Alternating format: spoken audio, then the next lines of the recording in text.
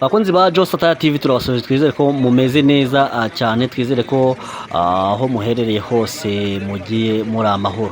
Uyu munsi rero, uyu munsi mu mujyi wa Bukavu habaye uburyo bwo kwereka cyangwa se bwo kwinjiza cyangwa se kwemera cyangwa se kwinjira muri M23, aho abapolisi barenga 2100, abapolisi barenga 2100, ngira ngo murababona aho ngaho barimo baratambukana. Abapolisi bagiye bafatirwa mu buryo bugiye butandukanye ndetse bamwe bakanitanga. Abapolisi rero basaga 2100 bamaze kwemera ko bakwiriye gufatanya na M23, aho bavuze ko mu by'ukuri bamaze gusobanukirwa neza icyo M23 irwanira, bakaba bumva na manifesto yabo. Akaba ariyo mpamvu abapolisi barenga 2100 bemeye kwiyunga kuri M23 kugira ngo bakorane. Nkuko mubareba rero, abo ngabo bagenda batambuka ni bamwe muri abo ngabo, ngira ngo murabona ko bambaye imyenda ya gisivile. Birumvikana ko ubwo imirwano yaririmbanije, bamwe na bamwe bagiye bakuramo imyenda yabo ya gisivile bakayibika kugira ngo bataza kuba baraswa. Hanyuma rero M23 mu by'imaze iminsi ikora nuko yagiye ibwira, ishishikariza abantu bose bafite intwaro kugira ngo babashe kuzishyira hasi, hanyuma bamanika amaboko. Ngira ngo rero aba bapolisi ugenda ureba bagenda batambuka ni abapolisi bari bari kuganaho, bari bagiye kuganira na General Byamungu, aho yabaganirizaga mu buryo bugiye butandukanye.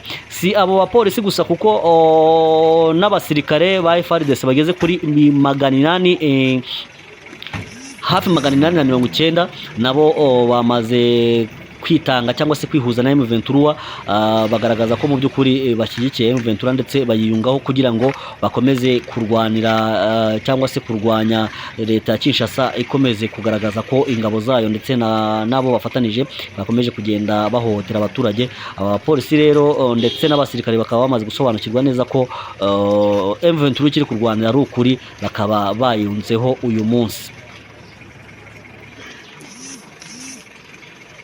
M23 kandi ikavuga ko yo ikintu igamije ari ukurwana ku busugire.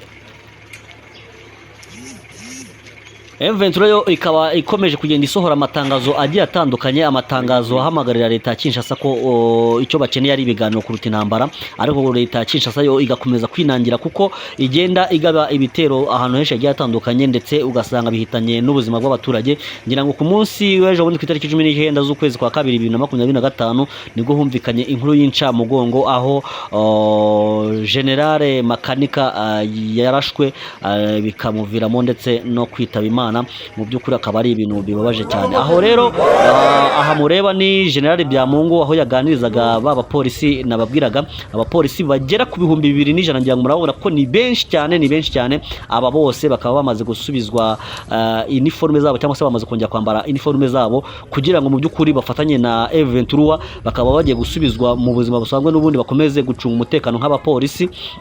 Akaba yababwiye ko impamvu bashyizwe mu gipolisi ari kugira ngo bacunge umutekano w'abaturage ndetse n'ibyabo. Bikaba rero bibabaje cyane kuba waba uri umupolisi uhagaze ku muhanda ukarebera umuturage ari guhohoterwa, kuko wamutabara, ahubwo ukaba ari wowe ufatanije n'abamuhohotera, cyangwa se bikarangira nawe wijanitse muri ibyo bikorwa byo guhohotera abaturage kandi ari wowe wakabaye ubarengera. Akaba rero yabibukije inshingano zabo nk'abapolisi ko mu by'ukuri nk'abapolisi bize bakiga amashuri asanzwe ndetse bakajya no mu mwuga w'igipolisi, icyo bakwiriye ari ukugira ngo bafatanye kubungabunga umutekano w'abaturage kuruta uko umutekano wahungabanywa.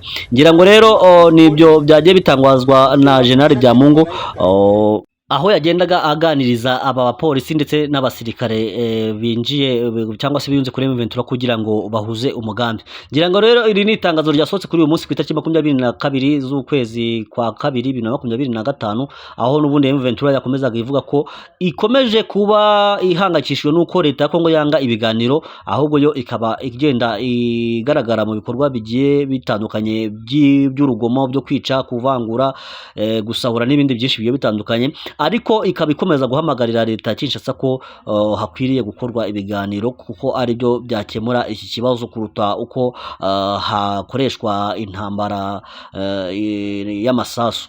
Hanyuma rero reka tubashimire rero kuze kubarakira kuza gukurikira ikindi kiganiro cyacu kiri imbere. Twengeye rero bagezaga yino update ndi Misajo, tuze gusubira mu yindi sango yacu y'amakuru ari imbere. Dukomeze kubifuriza kugira weekend nziza, ariko kandi twonagusaba wowe utarakora subscribe ko wayikora kugira ngo inkunga yawe ubashe kwidutera, ariko kandi nawe wayikoze jya ukurikirana bino biganiro byacu kugira ngo birusheho kugenda neza, ukora like ndetse na share na comment utayibagiwe. Wakoze cyane.